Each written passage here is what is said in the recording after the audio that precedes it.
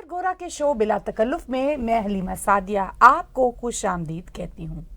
आप tag TV के YouTube channel को सब्सक्राइब कीजिए और डोनेट के बटन को क्लिक करके हमें कंट्रीब्यूट कर सकते हैं। आज के शो में बात करेंगे पाकिस्तान की सूरत हाल के हवाले से, जहां पर अनगिनत हमले हो रहे हैं। भारत में तुलसी गबार्ड के विजिट का दोनों मुल्कों के ताल्लुकात पर क्या असर पड़ेगा? अमेरिका में इलीगल इमिग्रेंट्स को डिपोर्ट करने के हवाले से बहुत गर्मा गर्मी चल रही है। ये मामला कहां तक जाएगा? अमेरिका के यमनी हूतियों पर शदीद हमले शुरू हो चुके हैं। क्या मिडिल ईस्ट में हालात मजीद खराब होंगे? यूक्रेन रूस के बीच क्या सीज फायर हो सकेगा? और हमारे प्राइम मिनिस्टर मार्क कार्नी के यूरोप विजिट से क्या नताइज निकलेंगे? चलिए बातचीत की शुरुआत करते हैं पाकिस्तान की सूरत हाल के हवाले से। यहाँ पर अंदरूनी तौर पर ही अनगिनत हमले हो रहे हैं। क्या पाकिस्तान इन हालात में सरवाइव कर पाएगा? प्लीज इस पर हमारे नाज़रीन को थोड़ा सा ओवरव्यू दीजिए।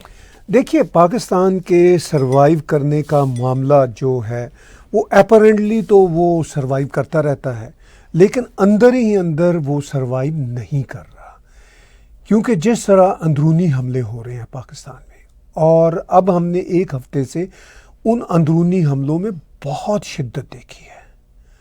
आपको याद होगा पिछले हफ्ते बलूचिस्तान में पूरी की पूरी पाकिस्तान की सालम ट्रेन हाईजैक हो गई और दर्जनों, बल्कि बलोच लिबरेशन आर्मी वालों का तो कहना है सैकड़ों लोग उन्होंने मारे।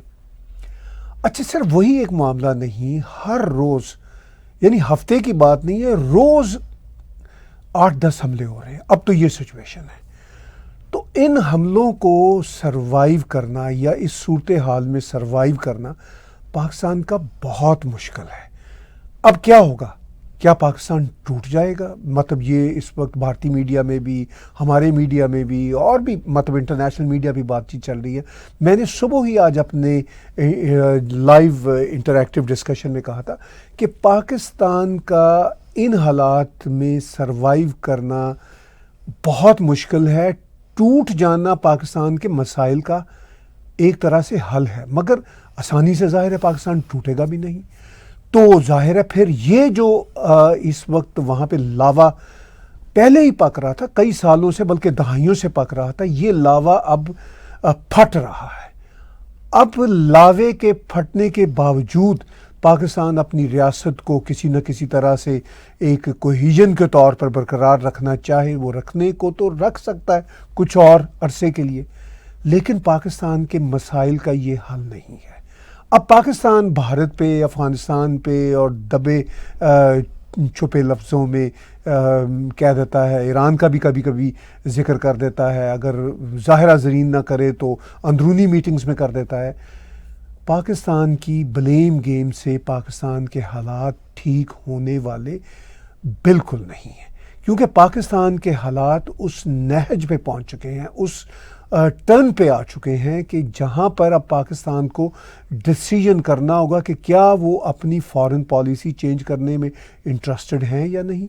क्या वो अपने ही मुल्क के लोगों पर जो जुल्म कर रहे हैं, बलोच हो, पश्तून हो, इवन सिंधी हो, इवन मुहाजिर भी यही गिला करते हैं।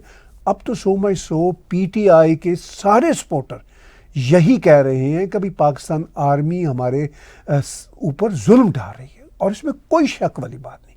तो इन हालात में अब देखिए, यहाँ पे पिक्चर हमें नज़र आ रही है अबू कताल की। अब मैं इसको अबू कातल भी कहूँगा, चूँकि ये कातल भी था और इसने नाम ही अपना कताल रखा हुआ था, यानी इतने घटिया नाम है इनके। अब ये कहीं मारा गया, अब ये कहना कि भारत ने इसको मारा है, मतलब मेरी तो ये थ्योरी है कि ये पाकिस्तान के अपने एसेट्स थे, अब ये लायबिलिटी बन चुके हैं पाकिस्तान पे। तो कोई पता नहीं कि पाकिस्तान खुद ही इन जैसे लोगों को एलिमिनेट कर रहा हो। ये कोई अभी नया वाकया तो नहीं है, हम तो 2-3 सालों से ऐसे वाकयात देख रहे हैं। हाफिज मोहम्मद सईद और वो जो अब्दुर्रहमान लखवी थे, इनके कई साथी मारे जा चुके हैं। अच्छा, अगर ये फ़र्ज़ कीजिए कोई बाहर के लोग मार रहे हैं, तो इसका मतलब ये है कि पाकिस्तान की रियासत इतनी वीक है कि कोई भी वहाँ पे आके कोई भी कार्रवाई कर सकता है। तो मामला जो पाकिस्तान के हैं वो इतने बिगड़ चुके हैं آپ نے پوچھا کہ ان حالات میں کیا پاکستان سروائیو کر سکتا ہے. اپیرنٹلی میں نے کہا تھا پیچھے بھی، اب دوبارہ دہراتا ہوں کہ پاکستان اپیرنٹلی تو سروائیو کرتا نظر آ رہا ہے، لیکن ان فیکٹ پاکستان سروائیو نہیں کر رہا، اور پاکستان اس کے اوپر جھوٹ بولی جا رہا ہے. تو اس ساری صورتحال میں جو کچھ بھی پاکستان کر رہا ہے اس کا ایبسولوٹلی نقصان پاکستان کو ہو رہا ہے. اگر پاکستانی ریاست یہ سمجھتی ہے کہ ہماری بلیم گیم سے ہم لوگوں کو اپنے ہی لوگوں کو چورن چٹا دیں گے، ان کو مطمئن کر دیں گے، اب پاکستان کے لوگ بھی مطمئن ہونے کو تیار نہیں. سوشل میڈیا پہ آپ چلے جائیے، سوشل میڈیا پہ لوگوں نے کوہرام بپا کیا ہوا ہے. وہ صاف کہہ رہے ہیں کہ جو کچھ کیا دھرا ہے وہ پاکستان کی آرمی کی غلط پالیسیوں کا کیا دھرا ہے، جس کی وجہ سے ہمسایوں کے ساتھ بھی تعلقات بگڑے، اور پاکستان کے اندر جو ڈیفرنٹ ایتھنک کمیونٹیز ہیں ان کے ساتھ بھی معاملات بگڑے. اور بلوچ جو اپنی جد و جہد دہائیوں سے کر رہے ہیں، اب وہ پاکستان اس ڈیڈ اینڈ پہ آ چکا ہے کہ بلوچ یہ کہہ رہے ہیں کہ ہمیں مار لو جتنا تم مار سکتے ہو، ہم تم سے الگ ہو کے رہیں گے. یہ بات پاکستان کی آرمی کو پتہ ہے. ہمارے جیسے جرنلسٹ جب ان کو یہ بات کہتے ہیں تو ان کو برا لگتا ہے، لیکن پاکستان آرمی کے سرکلز کو اندر یہ ریالٹی کا علم ہے. تو اس ساری صورتحال میں مولانا فضل الرحمان، بلوچ لیڈرز پاکستان آرمی کو صبح و شام یاد دلا رہے ہیں، جو میں بات کر رہا ہوں وہ ہم سے زیادہ سخت لفظوں میں یہ بات کر رہے ہیں. اب جب بھارت کا میڈیا اس بات کو اٹھاتا ہے، یا ہم انڈیپینڈنٹ میڈیا، کینیڈین میڈیا کے طور پر جب یہ بات اٹھاتے ہیں، یا اور ولاگرز اس بات کو اٹھاتے ہیں، تو پاکستان آرمی کہتی ہے جی کہ یہ لوگ بڑے خطرناک غلط پروپیگنڈا کر رہے ہیں. نہیں، آپ لوگ اپنے ملک کے لیے خطرناک ہو. آپ نے اپنا ملک خود برباد کیا ہے، مزید برباد کرنے کے راستے پہ ہو. آپ ان حالات میں سروائیو نہیں کر سکتے. اپنی پالیسیوں کو چینج کیجئے، اپنے ہمسایوں کے ساتھ تعلقات ٹھیک کیجئے، انسان بنیے، اپنے وسائل کو بروئے کار لاتے ہوئے اپنے عوام کی تقدیروں کو بدلیے. ادروائز آپ کا سروائیو کرنا امپاسبل ہے. چلیے، تو اب بات کرتے ہیں، بھارت میں آج کل تلسی گبارڈ کے وزٹ کا بہت چرچا چل رہا ہے. تلسی کے اس وزٹ سے دونوں ملکوں کے تعلقات پر کیا اثر پڑے گا؟ میڈیا کے اندر اس کی بہت شور ہے کہ انہوں نے اپنا آفس سنبھالنے کے بعد فوراً ہی بھارت میں وزٹ کیا. تو اس حوالے سے آپ کیا کہنا چاہیں گے؟ دیکھیے، تلسی گبارڈ کا یہ وزٹ بہت امپورٹنٹ ہے. Tulsi U S director of national intelligence ہے، یعنی ٹاپ اسپائی پوزیشن ہے ان کی. نیشنل انٹیلیجنس کے جتنے ادارے ہیں امریکہ میں، ان کی وہ ڈائریکٹر ہیں. بہت ہی ڈائنامک وائبرنٹ پولیٹیشین ہیں، اور پہلے ڈیموکریٹس میں ہوتی تھی، اب وہ ریپبلکن میں ہیں. اور ان کا بھارت کا وزٹ بہت امپورٹنٹ ہے. ہمیں یاد رکھنا چاہیے کہ تلسی گبارڈ نے جس روز اوتھ لیا تھا، اتفاق سے اس سے غالباً ایک روز بعد پرائم منسٹر نریندر مودی کا امریکہ کا وزٹ تھا پریزیڈنٹ ٹرمپ کی اس دوسری رجیم میں، اور ان کی تب بھی ان سے ملاقات ہوئی تھی. پھر پریزیڈنٹ ٹرمپ اور پرائم منسٹر مودی کے بیچ بہت ساری باتیں ہوئی تھیں، کچھ تو میڈیا کے سامنے ہوئی تھیں، کچھ میڈیا کے پیچھے ہوئی تھیں. اب تلسی گبارڈ جو اپنا وزٹ کر رہی ہیں اس ریجن کا، اس میں سب سے پہلے وہ بھارت پہنچی ہیں، تو اس کی اہمیت بہت ہے، کیونکہ وہ بھارت کے نیشنل سیکیورٹی ایڈوائزر اجیت ڈووال سے بھی ملی، بھارت کے ڈیفنس منسٹر راجناتھ جی سے ملی، پرائم منسٹر نریندر مودی سے ملی، اور پھر ان کی جو فردر بریفنگ ہے ابھی اور ہوگی. آج ہم منڈے کو یہ شو کر رہے ہیں، لیکن ان کی فردر بریفنگ بھی ہوگی. لیکن اب تک کی جو خبریں آئی ہیں ان میں ایک بڑا امپورٹنٹ ایشو ہے، وہ یہ ہے کہ امریکہ اور بھارت کے بیچ بہت اچھے رشتے رہے ایون پریزیڈنٹ بائیڈن کے زمانے میں بھی، مگر ایک مسئلہ پہ، خالصتان کے ایشو پہ کچھ وہاں دونوں دیشوں کے بیچ دراڑ آئی، جب امریکہ کی انٹیلیجنس نے کہا کہ جی ایک انڈین بیک گراؤنڈ کا جو شخص ہے وہ انوالو تھا کسی کانسپریسی پلاننگ میں، اسیسینیشن پلاٹ میں، جو سکھ فار جسٹس کے ہیں ون آف دا لیڈر، ان کے لیے. اب یہ اس پہ ایک طرح سے مسئلہ بنا. پھر یہی مسئلہ کینیڈا کے ساتھ تو بہت ہی بگڑا بھارت کا. اب دنیا بدل گئی ہے. پریزیڈنٹ ٹرمپ جب سے آفس میں آئے ہیں نہ تو کینیڈا کی طرف سے کوئی بات ہوئی کہ جی ہم جو بھارت ہے اس نے ہمارے یہاں سازش کی، فورن انٹرفیئرنس کی. اب تو کینیڈا ڈیل کر رہا ہے امریکہ کو، بھارت چائنا سب کو کینیڈا بھول چکا ہوگا، اس لیے کہ سب سے بڑا جو چیلنج ہے وہ ہماری اکانومی کو ہے، کینیڈا کی اکانومی کو ہے. وہ ہم آگے چل کے بات کریں گے. تو اب تلسی گبارڈ جب اس وقت بھارت میں ہیں تو جو خبریں آئی ہیں وہاں ان کے مطابق اجیت دوال صاحب نے بھی اور غالباً راجناتھ جو ڈیفنس منسٹر ہیں ان دونوں نے ڈسکس کیا ہے خالصان کا ایشو. انہوں نے کہا ہے کہ یہ جو acts of violence, glorification of terrorism ہو رہی ہے، دیکھیے سب سے بڑا مسئلہ خالصان کے حوالے سے خاص طور پر امریکہ، کینیڈا اور یو کے میں یہ ہے کہ جو انڈین ڈپلومیٹس ہیں ان کو ڈائریکٹ ڈیتھ تھریٹ ملتی ہے، بالکل open Zahira Zareen, freedom of expression کے نام پہ. آف کورس یہ یہاں کی ویلیوز جو یہاں کے لا کے مطابق نہیں ہے، مگر انفارچونیٹلی کینیڈا کے پولیٹیشینز بھی اور امریکہ کی بائیڈن جو پہلی ایڈمنسٹریشن تھی وہ بھی اور انگلینڈ میں بھی یہ برداشت کرتے ہیں. اب شاید پریزیڈنٹ ٹرمپ کی ایڈمنسٹریشن یہ برداشت نہ کرے. صرف خالصان کا مسئلہ نہیں ہے، ہم دیکھ رہے ہیں کہ پریزیڈنٹ ٹرمپ کسی بھی اس طرح کی اسٹوپڈ بات کو برداشت نہیں کر رہے. انہوں نے وہ جو حماس کے سپورٹرز ہیں ان کے پیچھے اپنی جو ہے پولیس چھوڑ دی، انہوں کو پکڑو ان کو اور ان کو ملک بدر کرو. جب پرائم منسٹر نریندر مودی امریکہ میں تھے، جب وزٹ پہ آئے تھے، تو تب بھی ایک سوال انڈین جرنلسٹ نے کیا تھا، تو تب انہوں نے نام تو نہیں لیا تھا، انہوں نے یہ کہا تھا کہ میں پاکستانی ایک ٹیررسٹ جو ان کی جیل میں تھا امریکہ کی، انہوں نے کہا میں وہ تو بھارت کے حوالے کروں گا جو 26/11 کے ممبئی ٹیرر اٹیک میں تھا انوالو. اور اس پہ خالصان کے حوالے سے انہوں نے نام نہیں لیا تھا. انہوں نے کہا تھا کہ بھارت کی طرف سے ہمیں کچھ اور ریکویسٹ ہیں، ہم اس پہ بھی کام کریں گے. اشارہ ان کا یہی تھا. اب تلسی گبارڈ جو ڈائریکٹر ہیں یو ایس نیشنل انٹیلیجنس کی، ان کے ساتھ جو خبریں آ رہی ہیں ان کے ساتھ یہ بات ہو رہی ہے. بائی دا وے جب تلسی گبارڈ کی تقرری ہو رہی تھی تب کچھ خالصانی، مجھے یاد ہے ایک ویڈیو کلپ آیا تھا، یہ کوئی 10-15 لوگ سردی میں وائٹ ہاؤس کے باہر پہنچ گئے تھے، وہ اشتہار بینر لے کے جی کہ تلسی گبارڈ کی ہم برداشت نہیں کریں گے. اب ہم دیکھ رہے ہیں کہ پیلسٹینین جو یا ایون حماس کہنا چاہیے، اور ایون پیلسٹینین، چونکہ حماس پیلسٹینین وہ انٹرٹوائنڈ ہوئے ہوئے ہیں نا، یہ بھی ایک ریالٹی. اب جو حماس کے سپورٹر ہیں اسٹوڈنٹس، ان کے بارے میں مارکو روبیو نے صاف کہا ہے کہ یہ یہاں پہ پڑھنے آئے ہوئے ہیں. اسی طرح جو خالصانی سپورٹر جن کے پاس گرین کارڈ بھی ہو تو میٹر نہیں کرتا، جو اسٹوڈنٹ ویزا پہ آئے ہوئے ہیں، جو انلیگل ہیں، وہ اگر کر رہے ہیں خالصان کی سپورٹ، تو پہلی بات یہ کہ وہ انتہائی غیر قانونی یہ کام کر رہے ہیں، نمبر 1. نمبر 2، اگر وہ ایون سٹیزنز بھی ہوں تو یہ کیسے ممکن ہے کہ کوئی امریکن سٹیزن کسی دوسری ریاست کے ڈپلومیٹس کو دھمکیاں ڈائریکٹ دے رہا ہو؟ تو میرا یہ خیال ہے کہ اب ان کی ایکسٹریمزم کے دن گنے جا چکے ہیں اور پریزیڈنٹ ٹرمپ اس پہ شدید ایکشن لیں گے.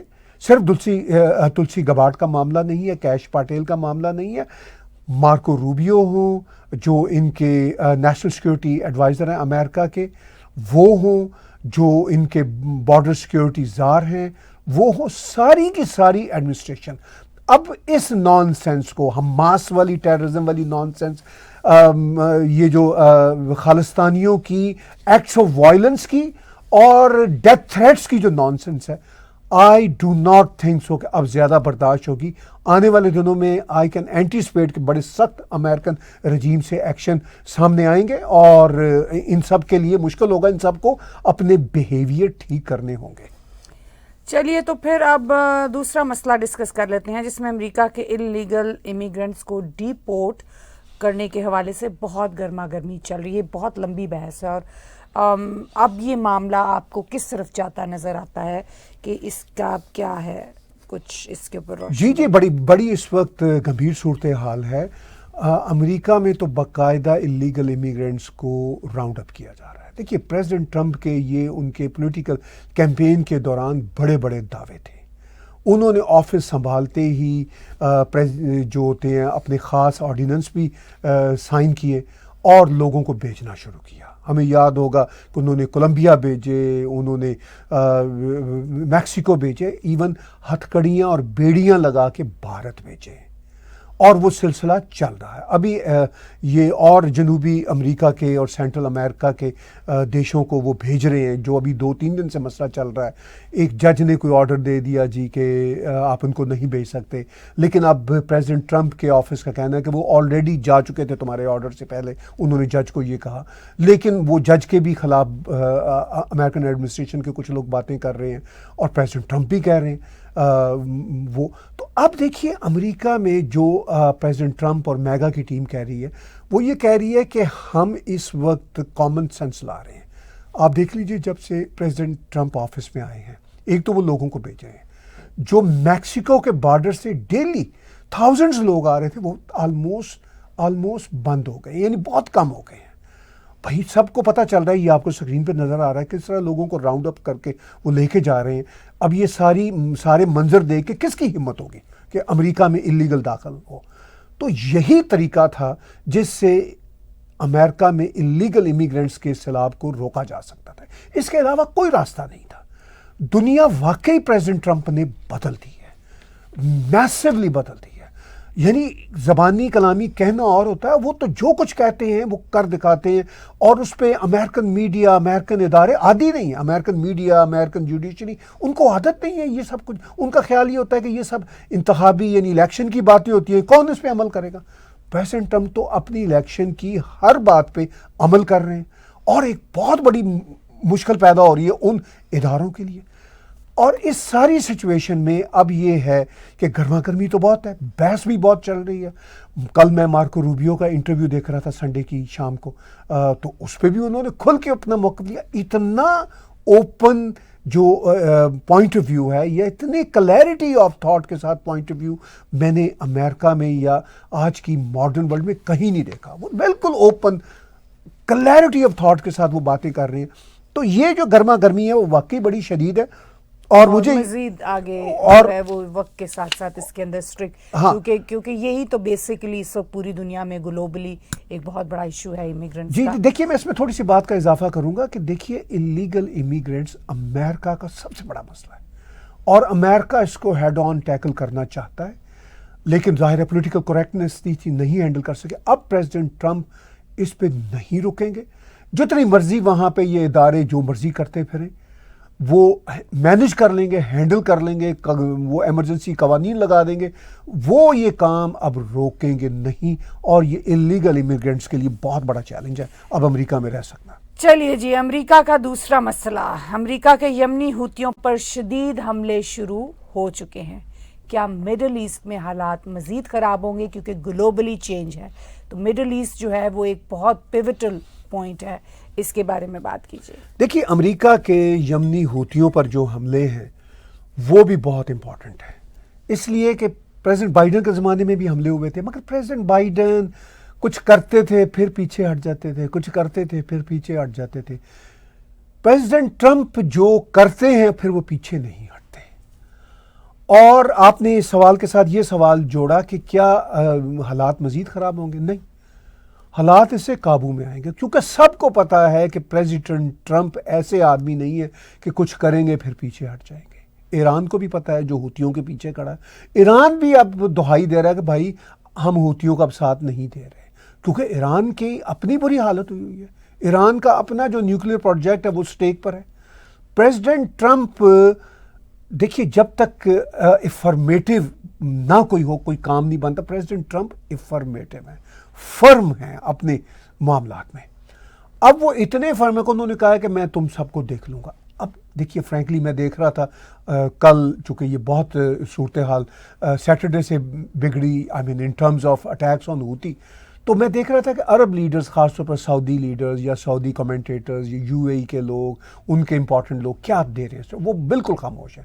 لیکن مجھے یہ پتا ہے کہ جی سی سی کنٹریز کے لوگ بھی بہت خوش ہیں. وہ بہت عرصے سے تنگ تھے حوثیوں سے, اور ان کو یہ پتا تھا کہ امریکہ کی طرف سے حوثیوں کے خلاف کوئی فیصلہ کن ڈسیسو قسم کا ایکشن نہیں ہونا, اس لیے وہ خام خواہ اپنے ہمسائے نیبرہڈ میں نا خام خواہ کی کشیدگی پیدا نہیں کرنا چاہتے تھے. اگرچہ حوثی ان کے اوپر اٹیک وٹیک کرتے رہتے تھے, لیکن سعودی عرب ان کو مینج کر لیتے تھے, پھر سعودی بھی اٹیک کرتے تھے.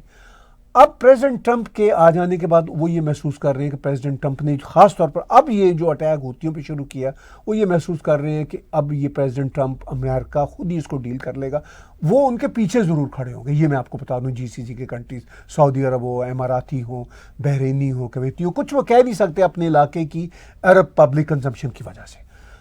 اب اس ساری صورتحال میں ہوتیوں کے اوپر یہ جو سارے کا سارا معاملہ یہ مڈل ایسٹ کے حالات کو اور قابو میں لائے گا. دیکھیے حماس بھی اپنی بدماشیاں اگرچہ کرتے رہتے ہیں لیکن کم ہو گئے ہیں. ان کو پتہ ہے کہ آگے کون شخص ہے جس کو وہ ڈیل کرنا ہے, اس کا نام ہے پریزیڈنٹ ٹرمپ. پریزیڈنٹ ٹرمپ کے ساتھ وہ میس نہیں کرنا چاہتے. ان کو یہ بھی پتا ہے حماس کو کہ اگر ہمارا کوئی نجات ہو سکتی ہے تو وہ پریزیڈنٹ ٹرمپ کے ساتھ ہی ڈیل کر کے ہو سکتی ہے. اسی لیے سیز فائر چلا, اس کا پہلا فیز چلا, کافی حد تک ٹھیک رہا, ایشوز رہے لیکن کافی ہاسٹیج باہر آئے, ابھی بھی ہاسٹیج ہیں, ان کو بھی باہر آنا ہے. تو مڈل ایسٹ کے حالات ٹھیک ہوں گے. ایران کو بھی پتا ہے کہ مجھے اپنے کیڈر میں رہنا ہے. ایران کے کون دو سپورٹر ہیں, دو بڑے دیش, ایک چین ہے, ایک روس ہے. روس کے ساتھ ہم آگے چل کے شاید بات کریں گے. روس کے ساتھ امریکہ ویسے ہی اپنے حالات ٹھیک کر رہا ہے, وہ یوکرین کے معاملات کو ہینڈل کروا کے. تو روس ظاہر ہے ایران کو پھر یہی مشورہ دے گا کہ یار اب ہمارے امریکہ کے ساتھ اچھے تعلقات ہو رہے ہیں, تمہارے بھی تعلقات کچھ ٹھیک کر دیں گے, کچھ باتیں سن لیں. ابھی روس, چین اور ایران اکٹھے بیٹھے بھی ہیں.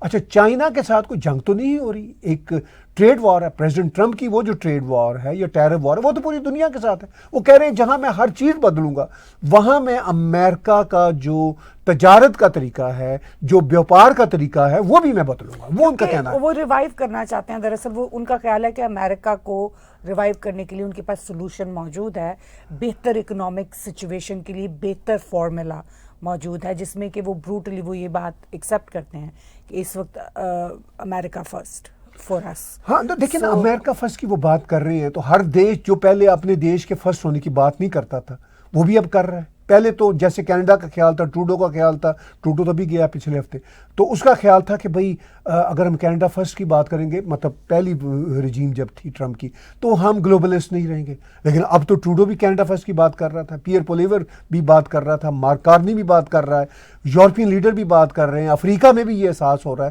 افریقہ کی ایک میں بہت اچھی انٹلیکچوئل ہیں, فارمر ایمبیسڈر ہیں افریقی یونین کی, ان کا انٹرویو میں کل سن رہا تھا, بڑی اچھی انہوں نے بات کی. انہوں نے کہا اگر پریزیڈنٹ ٹرمپ امریکہ فرسٹ کی بات کر رہے ہیں تو افریقہ کے دیشوں کو کیا تکلیف ہے کہ وہ اپنے اپنے دیشوں کے فرسٹ ہونے کی بات نہیں کر سکتے.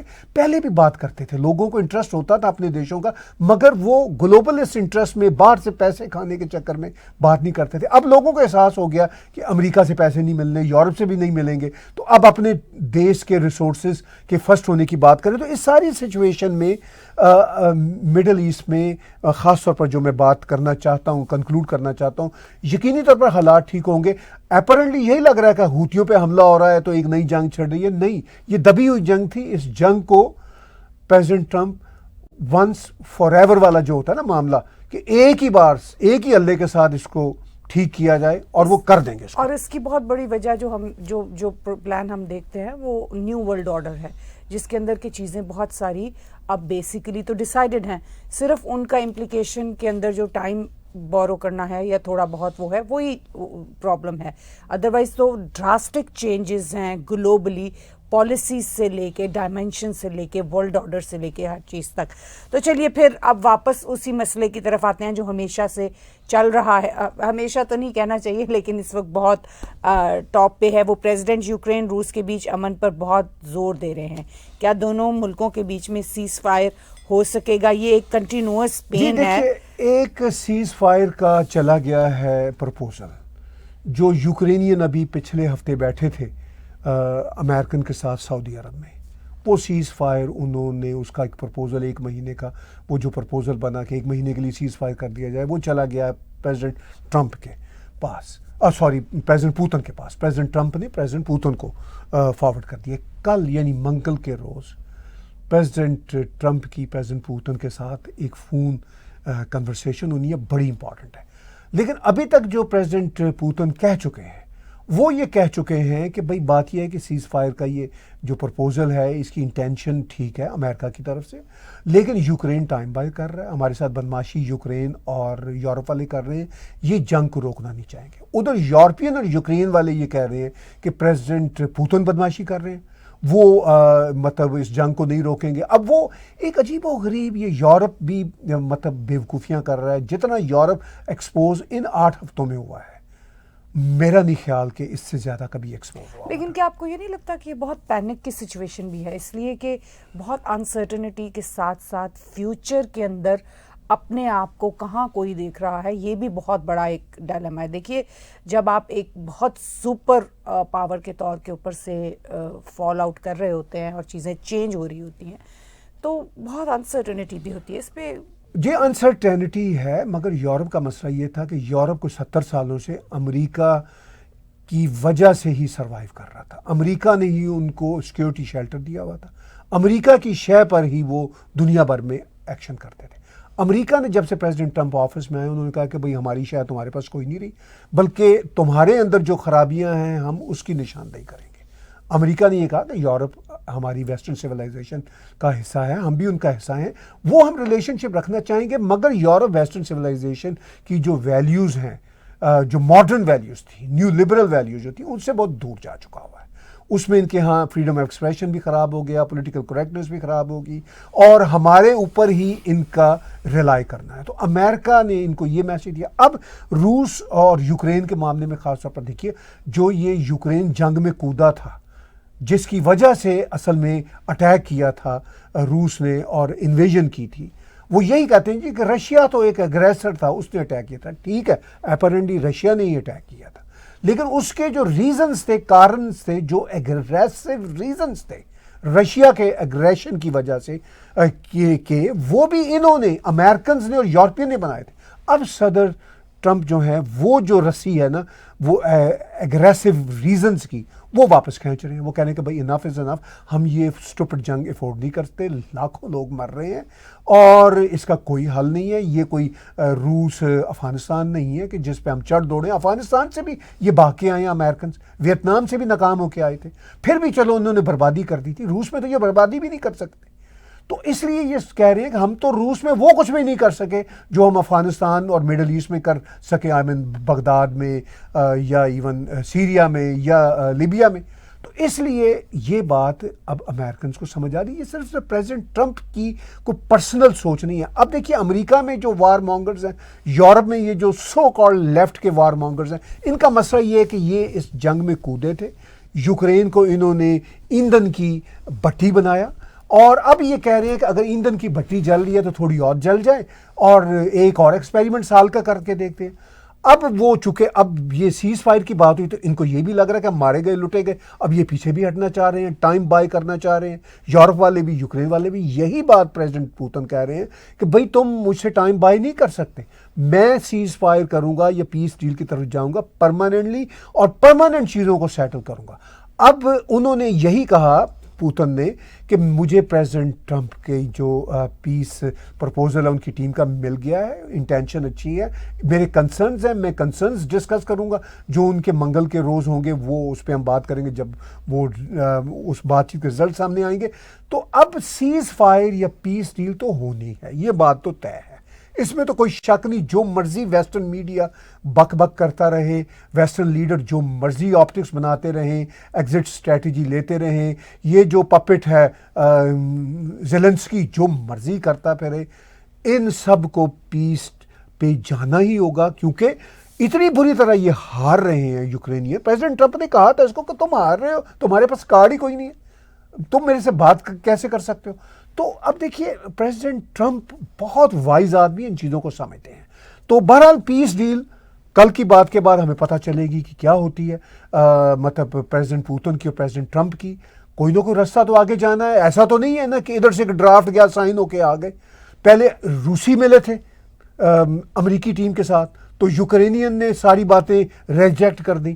اب اگر یوکرینینز کے ساتھ روسی ملے ہیں تو ان کی باتوں کو اگر فرض کیجئے کسی حد تک ریجیکٹ بھی کر دیں روسی تو واٹ اے بگ ڈیل۔ پھر آگے کو بات چیت چلے گی, کوئی رستہ چلے گا. اب یورپ اور یوکرینین کا یہ کہنا ہے کہ اوہو ہم نے تو ایک دفعہ پروپوزل بنا دیا ہے, اب روس بھاگ رہا ہے. بھائی روس اپنی ٹرمز پہ چلے گا, تم اپنی ٹرمز کی بات کر رہے ہو. کسی بھی نیگوسیشن میں بات تو بیچ میں جا کے سیٹل ہوتی ہے نا.